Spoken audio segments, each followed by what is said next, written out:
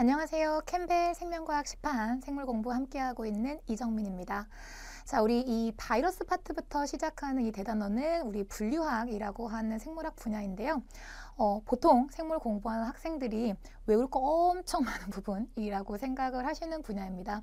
근데 사실 우리가 언제나 얘기를 하고 제가 이제 생물학 오리엔테이션 때도 말씀을 드렸지만 원래 기본적으로 생물을 암기할 게 많죠. 우리 주변에 존재하는 생물 종들도 엄청 많고 사실은 엄밀히 말하면 이 생물 종들은 다 각기 다른 특성들을 가지고 있기 때문에 생물학 자체가 암기할 분량이 워낙에 많은 과목이긴 합니다. 자, 근데 그 중에서도 사실은 분류학이 이제 암기할 거 좀 많다라고 여러분들이 알고 계시는 걸로 제가 알고 있는데 사실은 암기가요 그냥 무턱대고 외운다라고 하면 저도 못 외웁니다. 그 왜 유명한 거 있잖아요. 3.14 뭐 그 파이 그 숫자 외우는 거. 자, 그거 그냥 그렇게 무의미하게 외워봐라고 하면은 사실은 저도 자신 없어요. 자, 그런데 생물학 같은 경우에는 외운다라고 하는 경우에 무턱대고 외우는 건 사실은 그 생물종들 이름밖에 없고요.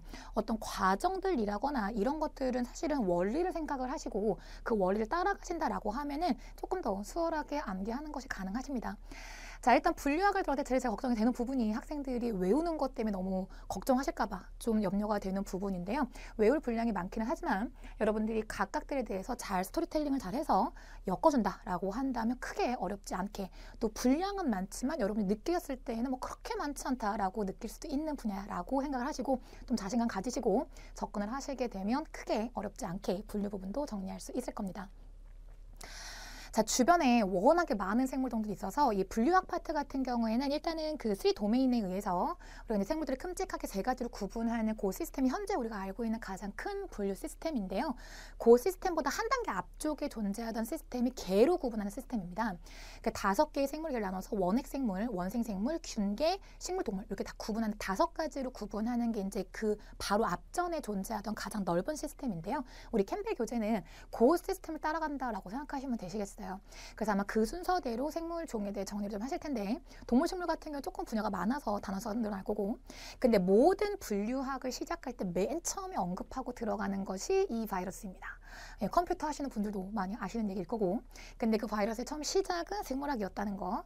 자, 이 바이러스 같은 경우에 왜 분류학을 시작할 때 가장 먼저 얘기를 하게 되느냐. 자, 여기 지금 나와 있는 이 영상은 지금 이제 HIV 바이러스라고 알려져 있는 바이러스가 사람이 가지고 있는 T셀을 감염시키고 있는 과정을 이제 모식적으로 나타내고 있는 그러한 그림이라고 보실 수가 있을 텐데요.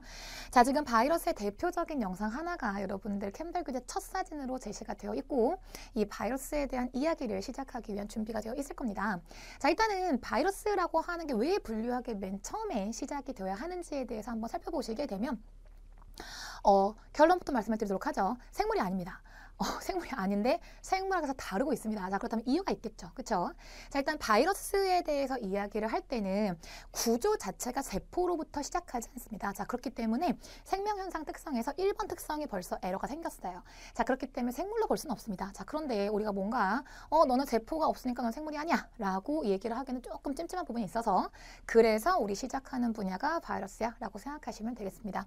자, 바이러스 같은 경우에 또 구조 보시면 뒤에 가시면 나오실 텐데 바이러스를 구성하는 구조는 큼직하게 2가지로 구분을 해서 단백질하고 유전 정보를 가지고 있는 핵산으로 나누어진다라고 생각을 하시면 되시겠어요. 그래서 이 자세한 얘기는 뒤에 가서 할 건데 이 바이러스가 이 2개로 이루어져 있으면서 여러분들은 바이러스라고 하면은 딱 제일 먼저 떠오르시는 게 병균 아닙니까? 뭐 이렇게 떠오르시죠. 그렇죠?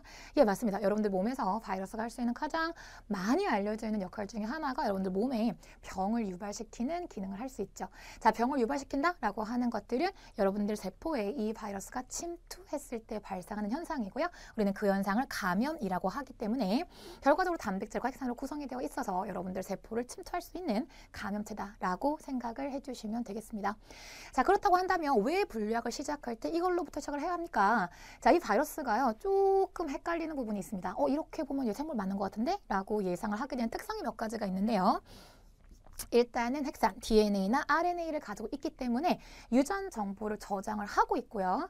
자, 이 정보를 이용을 해서 나 닮은 자손을 만들어가지고 증식도 할 수 있고 필요한 단백질을 만드는 대사도 할 수 있고 유전자를 가지고 있기 때문에 환경에 맞춰가지고 적절하게 변형을 시키게 되면 환경에 맞춰가지고 적응도 할 수 있고 이게 사실은 우리가 바이러스성 질병을 다룰 때 가장 큰 문제가 되는 분야이기도 한데 아니 약을 한번 쓰게 되면 한 두 번 썼다 하면 그다음부터 약이 안 먹혀요. 얘가 적응하고 진화를 하는 바람에 약품에 대한 내성이 생기는 거죠. 그렇죠? 자, 따라서 지금 여기 나와 있는 요 특징들, 저랑 생물 공부 맨 처음 시작할 때, 제일 처음 1강 시작할 때 생명현상 특징, 그거 얘기할 때 나왔던 생명현상들의 상당수가 지금 여기 언급이 돼 있습니다. 아, 나 이 정도 되면 생물을 보는 거 맞는 거 아닌가 싶은 생각이 드는데, 딱 하나 마음에 걸리는 게 일단은 세포구조가 없다는 거. 그죠? 자, 그리고 여기에서 얘기하는 대사기구라는 게 뭘 뜻하는 거냐면 효소가 발달돼 있지를 않습니다. 우리 분자생물학 쪽 보고 온 친구들 같은 경우에는 이 효소가 발달돼 있다라고 하는 게 얼마나 중요한지 아실 테고, 동물 생리학 부분 보고 오신 친구들도 효소가 없으면 아무것도 못하는 거 아시잖아요. 그렇죠? 자, 그렇기 때문에 바이러스는 선생님 그러면 얘가 뭐 대사한다면서요, 뭐 단백질 만든다면서요, 단백질 만들 건데 효소가 없다고요? 예, 일단 자기 건 없습니다. 자, 그래서 자기 거 그 효소가 없기 때문에 결과적으로 이 바이러스 같은 경우에 여기 앞에 나와 있는 모든 특성들이 조건이 붙습니다. 자, 이 바이러스가 제가 아까 여러분들 몸의 세포에 침투할 수 있다라고 말씀을 드렸었는데, 그 침투 받는 세포를 가리켜서 우리는 숙주생물이라고 얘기를 합니다. 숙주생물 내부에서는 이 작업이 가능합니다. 그런데 숙주생물 바깥쪽에서는 그냥 단백질 덩어리일 뿐이에요. 자, 그러다 보니 아, 이걸 정말 생물로 봐야 되는 건지 아니어야 되는 건지 긴가민가하네, 약간 이런 고민이 생기는, 이 상당히 오랜 기간 동안의 논쟁이 있는 분야고 아직까지 결론이 안 난 걸로 알고 있습니다.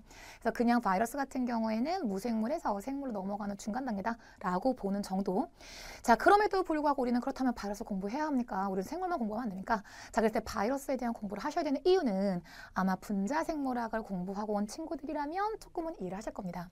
이 바이러스를 연구했다라고 하는 경우에 우리가 얻을 수 있는 이득이 좀 많아요. 자, 그래서 이 바이러스들이 가지고 있는 유전자들, DNA라고 하는 RNA 같은 경우에 여러분들이 갖고 있는 유전자 좋습니다. 뭐 우리 많이 발달되어 있는 생물종이니까 이제 뭐 다양한 종류의 인자가 있다, 다 좋은데, 이게 복잡하다라고 하는 건 사실은 연구하기 힘들다라는 단점이 생기죠.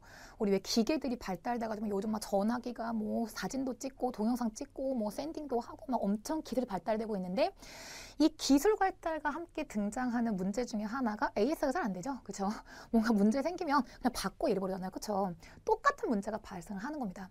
유전자가 복잡해지면서 생물종이 발달은 합니다. 발달은 하는데, 그러다 보니 그 발달된 생물종 내부에 문제가 발생해서 넌 뭐가 문제인 거니? 분석이 잘 안 돼요. 자, 그런데 바이러스가 가지고 있는 DNA, RNA는 사이즈가 작기 때문에 심플하고, 따라서 이걸 이용해가지고 유전적인 연구를 하는데 상당한 기여를 하고 있는 종이 바이러스이다 보니까 우리한테 유용하게 사용되는 생물종은 아니고 어떤 대상이기 때문에 우리는 생물 분류학을 공부할 때 먼저 처리를 좀 하고 들어가는 거고요. 그리고 유전적인 메커니즘 같은 경우에 진핵생물과 혹은 원핵생물과 유사한 부분이 있기 때문에 우리가 그 센트럴 도그마와 같은 것들을 연구할 때 상당히 많이 활용했던 대상이었다라고 보시면 되시고, 좀 전에 제가 말씀드렸던 것처럼 바이러스라고 하는 애들이 약을 쓰기가 조금 불편하다, 약을 좀만 썼다라고 한다면 이 뮤턴트에 의해 가지고 적응되고 진화하는 과정에 금방 내성을 만들다 보니까 아, 정말 처리하기 힘들어 죽겠는 그런 질병이 이제 바이러스 질병인데, 그런 질병들에 대해서 연구를 하는 과정에 우리 그 유전자 치료 기술이라거나 의학계 쪽의 기술이 발달되는데 이 바이러스가 상당한 기여를 했다라고 볼 수 있습니다. 자, 그렇기 때문에 우리에게 있어서 뭐 생물이 아닐 수도 있는 건데 굳이 연구할 필요가 있을까라고 하는 고민들을 하실까 봐 일단은 바이러스라고 하는 게 여러분에게도 중요한 의미를 갖는 거니까 차근차근 한번 보시자라는 의미에서 바이러스의 의미를 좀 설명을 해드렸고요.